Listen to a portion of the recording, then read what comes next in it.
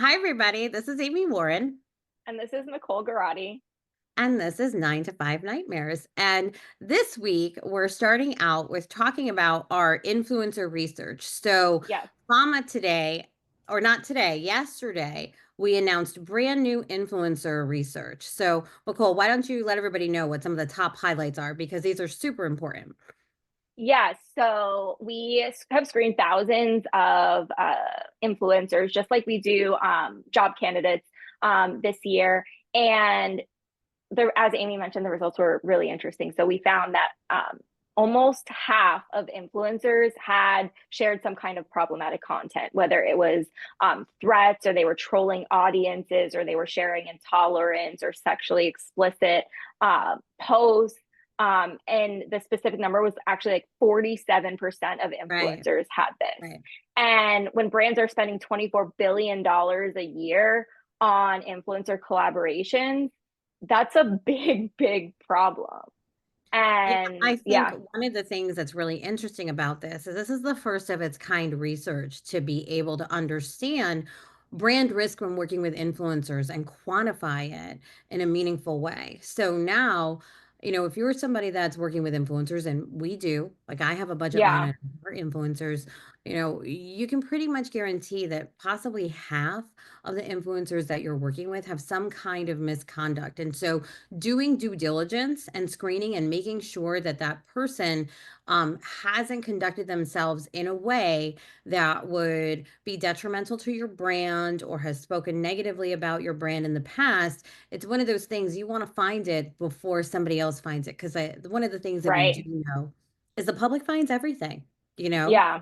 Um, so I like even one of the things that I was following, and I don't know if you saw this with the whole shooting that happened with the CEO, Oh, yeah, right? yeah. United. That United Healthcare. Somebody was tracking all of the city bikes that were being used. And they were doing Whoa. this for a data project. And so this person tracking the city bikes was able to show the police the city bike that was used closest to the scene of the crime. And this was at a point where they thought a city bike was involved and was able to help the police. And this was like within minutes of the police coming out and saying, we think that the person uses city bike. Here is this random person who's tracking all the city bikes because the data is available via API, was able to provide that Right. information to the police. So it's this Wow. kind of activity that's just going on out into the world that Yeah. if you're not paying attention, trust me, somebody else is paying attention to it, and you're not going to know who's paying attention to it until there's a Right. problem. Just like this, I breaking news, city right. bikes are being tracked, right? It's funny, like I grew up with the mom network. So like whenever anything happened with any of the kids in my community, the moms always knew. I'd come home from school and my mom would be like, "Oh, so what happened with so and so?" Every single time. And I'm like, "How did you even find You're out? I getting in just got trouble a home." lot, Nicole. No, I mean, it wasn't even just me. It could have been literally anyone. But it was just so interesting that, like, now the mom network is online and Yeah. anybody can be part of the mom network. Like it didn't used to be that way, but now the internet makes things so accessible. So it's like that And you don't know what it can be anywhere and somebody's, anyone. yeah, Right. you don't know what somebody's interest is that they're just following something and they just pick up on it. So, Right. you know, now that we have the data, we're Yeah. encouraging people to go and read the data. So if you go to fama.io and you just click on the top orange banner, you'll get a click right through the press release and to the research. And, encourage everybody who is a marketer or who's working with influencers to go and check it out because this is the kind of information that you need. And I encourage you too, as you're budgeting for next year, to add Right. a line item in your influencer budget for influencer due diligence, influencer vetting, and screening, and make sure that you do that before you unintentionally put your brand at risk. So, Yeah. speaking of risk, let's get into like our misconduct. So, I'm gonna wait to talk about Mr. Beast, right? Because he's just been all over the headlines All everywhere, over. all Yeah. over. All And over. I want to go to one of our favorite things to talk about, which is Bravo and Scandival. So one of the things that Micole and I have been following is what's been going on, and the most latest thing is Schwartz and Sandy's was closed. So Yeah, go it's into closing those at the end of the details, month. Micole, Yeah. so everyone knows what happened. Yeah. So we've been talking about on the blog, even dating back last year, we've been talking about Scandival and the implications that this personal cheating scandal did, massive amounts of damage to Schwartz and to their bar. And it wasn't just the person, Tom Sandoval, who was committing the cheating acts. It was everybody involved in the restaurant. So employees, it was the other co-founders, the investors, it was everybody. It was the people, one of They which was were Tom all Sandoval's mom. They impacted. were all right, all of them Yeah. impacted. And I don't even, at the time, I guess when we were talking about it, it was Tom Schwartz was saying that people were like coming in and were trolling them, harassing the staff. Like I think he described it like they felt like zoo animals being watched all the time.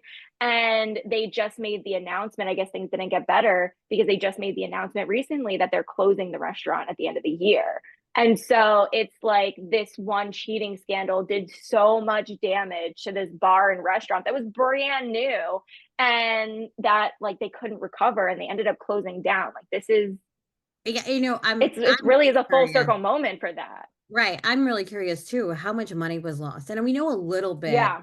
We think that each of them invested like $1 million into it. Right? Ooh. Yeah, I think that that was said. I think Schwartz said that. And I mean, we Oof. do know that, at least from Schwartz's perspective, that he invested a ton of money. And you Yeah. mentioned parents too. Like they Yeah. invested all of this money. And, this goes back to even what we were saying with the influencer screening research. You know, Right. and let's face it, both Schwartz and Sandoval are influencers, right? Like, so they Yeah, have this 100%. reality show, they're influencers, Yeah. they're doing this bar, they're expanding their brand, and then the scandal hits, and here you have Schwartz, who, well, people could argue he was complicit in some of the things that were going on, but really at the end of the day, all of these people, Schwartz, all the employees there, they were all unfortunate. Not bystanders, I don't like what's the word that I'm looking for, but like they were just Yeah. unfortunately caught up in this event, Yeah. and none of them really had much to do with it, but they lost so much. And this Yeah. is the power that misconduct has. And when we talk about Right. the trillions of dollars that are lost every year because of misconduct, this case is just a clear-cut case. And I think it's interesting because so many people followed it as the entire Yeah. thing evolved. And like you said, now to see it come full circle and Right. the bar to close and to think about all of the money that was lost in this time, it's an unfortunate example of what misconduct can do to a Right. business, whether it's a small business or a Yeah. large organization. And even worse, too, like within a day of the announcement that the bar was closing, Vanderpump Rules announced that they're rebooting it with an entirely new cast. And so they didn't just lose one job, they lost two jobs. So it's just goes So to that's show that, true. I thought I yeah, heard that and I wasn't sure. yeah, I think a lot of them, I think they're going to move them all to the show that Jax was on. the Valley. The Valley. Yeah, that's my hunch. Like, I don't think that they're going away. I think they're transitioning them to the Valley. And because I think that there's a lot of audience connection to that cast, but it doesn't make sense for the focal point of the cast to be the bar. Yeah, I wonder if Tom Sandoval is included. I haven't heard that he is though. So Yeah, we'll I have no see. idea. We'll see. It'll be interesting to watch the entire thing unfold. But then, to also mention this too, look at Ariana. Ariana I has know. gone and done like the most like wild stuff because she had Broadway, all of these Dancing with the Stars. opportunities Right. after this. So, on the one hand, you had all these people that suffered, and then you had Ariana who like had this horrible thing happen to her, but the outpouring of empathy towards her created this wild viral moment that I don't think anybody's ever seen before. And No. she then was completely elevated through the scandal. So Right. Well, because she was the victim of it, the not the victim, one. yeah. So the Right. whole thing is it's a very, very fascinating, this whole entire scandal. And they all like I think they won Emmys or something too. They won Yeah, like I think I don't yeah, I don't know specifics, but I think that they they did. won some kind of an award too. Yeah. So, all right, so let's go back to Mr. Beast. So, we've got some more sexual misconduct allegations. And I also had read this too about the new game show. So, Yeah. what's he up to now? And why does he still have a following? And how does he keep, he's like, I don't want to talk about politics, kind of like Donald Trump, like, Teflon Don. It's like Teflon Mr. Beast. Like, how does he keep still maintaining his stature after all of this stuff? No, I mean, he's had quite the year. So I mean, he hasn't himself been, that I've seen at least, been accused of sexual misconduct. It was people that he worked with. He seems to have been, he hired an investigative and like a law firm or investigative firm to that was third party to like investigate. He fired the people who were found liable of it in the investigation. So I kind of think that's how he's just been navigating things very carefully and seemingly doing the due diligence internally that he needs to do. But it's just interesting how many people are around him that are committing this level of misconduct, whether it's pedophilia or sexual, other kinds of sexual misconduct, or the unsafe working conditions on his game show that now contestants are Well, claiming. and So that it that just, was the thing that's strange because that's a brand new thing, right? So that yeah, game show is completely disconnected to the other misconduct right. allegations, right? And like you said, it's new. So Yeah. yeah, that's the curiosity for me too. I feel like where there's smoke, there's fire, and I'm wondering, I would like to think and give everybody the benefit of the doubt that, isn't involved, doesn't have a thing. But you're right. Like if it keeps happening over and over again, if there is actually some kind of connection, it will eventually come out. It'll eventually, you know. Yeah. And like he is joining the recruiting space. We talked about this a couple episodes ago where he recently bought or like acquired, bought, whatever he did, a recruiting technology company. And my hope is that that company is doesn't have the same allegations that the other ones do. And that it's successful and that we can all use it and enjoy it because I mean, I love a good recruiting technology and I know you do too. Yeah, I mean, we're all into HR tech. So let's now go and move to now we go from Mr. Beast. Now we're going to Dr. Yeah. Fact, right? So Yeah. talk about this and what happened. Yeah, so this one's kind of sad. So ish. Well, it's no, it's sad. So Dr. Disrespect was one of the like original Twitch streamers. Like he was huge and he just like disappeared from the Twitch platform very suddenly. And earlier this year, it actually came out that the reason why he just kind of disappeared from Twitch was because Twitch found him messaging with minors um I would on the have to say platform. good for them and their due diligence. That's the piece of this story that I'm happy Yeah. to hear because I don't think that we hear a lot of stories about platforms being this proactive and Yeah. monitoring what's going on in private messaging and making sure that happens. I mean, I I can't recall at all a story that I've heard like this with somebody that's that prominent. Yeah. So, I mean, thankfully, they removed him from the platform. They cut ties with the partnership. I think that recently, earlier this year, too, when YouTube found out, they actually demonetized his channel. They didn't remove his channel, they just demonetized it. So, I don't know. That's kind of weird for, like, I have weird feelings about that, but at least he's not making money off of it, I guess. Um, and I recently read from PC Gamer that he may have accepted a partnership with a quote unquote right wing gaming platform to lead their gaming division. Yeah, I don't know why anybody would hire like a pedophile, like especially in such a prominent role. I don't know if it's true. I assume that it is if PC Gamer was reporting on it. But yeah, Yeah. I've got no words.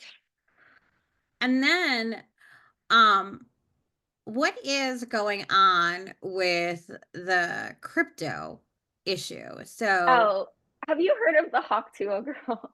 no, oh wait, yes, that's the girl who spit. Yes, right. And Yeah, her she was spitting went talking viral. about Talk about her ex-boyfriend, right? Like, what was the setup where she did it? I don't remember. somebody asked her about like relationships or something, and she like one of those like street cameras, and she made a reference to some kind of act, and the way that she responded was just so comical. It went viral because it was very funny. And so what she kind of made her 15 minutes of fame last very well. She went from a nobody knew who she was to an influencer, and then recently she decided to start her own like Bitcoin or crypto type of thing. And basically like a lot of people invested, and then it just like crashed immediately, and a lot of people lost a lot of money, and now there is potentially going to be legal action involving her So because that's kind of weird. Like, so, yeah. full disclosure here, I dabble a little bit in the meme coin world. I don't even think you know that. So, like, Wait, you bought meme coin? and I started one. Yeah. So I've actually like built Oh, one. crypto, not like meme coin specifically. No, like a specific meme coin. Yeah. Oh, Yeah. really? Yeah, yeah, yeah.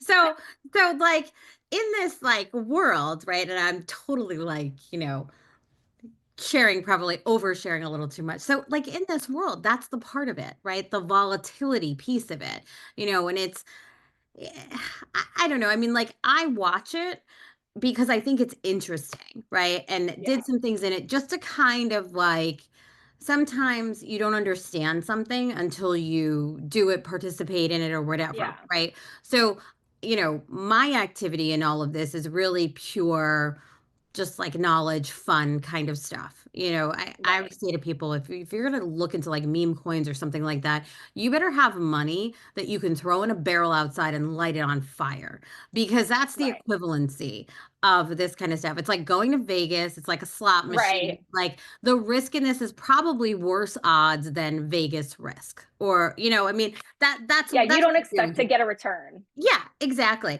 So, I don't know all the details about this, but I'm super curious to see like what the dynamic was. There are like pump and dump schemes where you go in and depending upon how the coin's been set up, you can set it up, people, go and buy in and then you pull all your money out and it tanks the coin, right? Yeah. But So that's your scam. So I don't know if right. something like That's that that's what or people are saying that she or and there's ways people to that she figure was that working out, with did. right? Yeah. But, you know, this is that world that a lot of people aren't involved in yet. And I think in the next year, we're going to see that change. And there's a lot of conversation in this world about the normies, right? Getting into this. And when the normies get into it, you're going to start to see a lot of these kinds of problems. And you're going to start to see a lot of people Yeah. lose a lot of money because, um, it's like you're going to Vegas If with a you don't thousand know how it dollars. works. Right. Right. Like if you don't know Yeah. how to play the game, you're not going to be good at playing the game. Right. And And if you I'm catch the yeah, fever, right? right. And you think, oh, one more day, one more day, one more pull, right? And then Yeah. you lose it all. You have to be prepared to lose it all. And how many Yeah. people go and sue Vegas, right? Because they pulled the slot, they pulled the thing or pushed the button, right? Because there's really no lever anymore, right? So they pushed the button one more time and lost it all, right? Nobody gets to go and sue the casino because they chose to push the button one more time.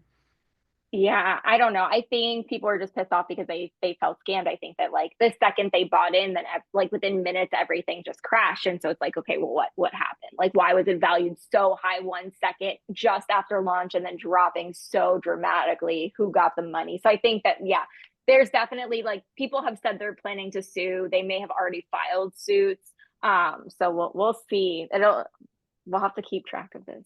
This is and this goes back to what we talked about in the beginning, right? So all of these influencers, right? Everybody that we talked about today was an influencer, and every Yeah, influencer had some kind of misconduct, right? yeah, So, I think one of the things that we found in our report, so remember, half of influencers were finding some kind of misconduct.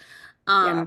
And then we found what was our top misconduct type? Yeah, so it was the top ones were trolling audiences, which is never a good look if you're partnering with brands. And then Exactly. intolerance and bigotry, sexual misconduct was Right. number three, which generally across the board that those three align very much so with what we see for employment as well. What was really different than what we've seen for employment and really interesting was that 15% of influencers we screened were found with threats.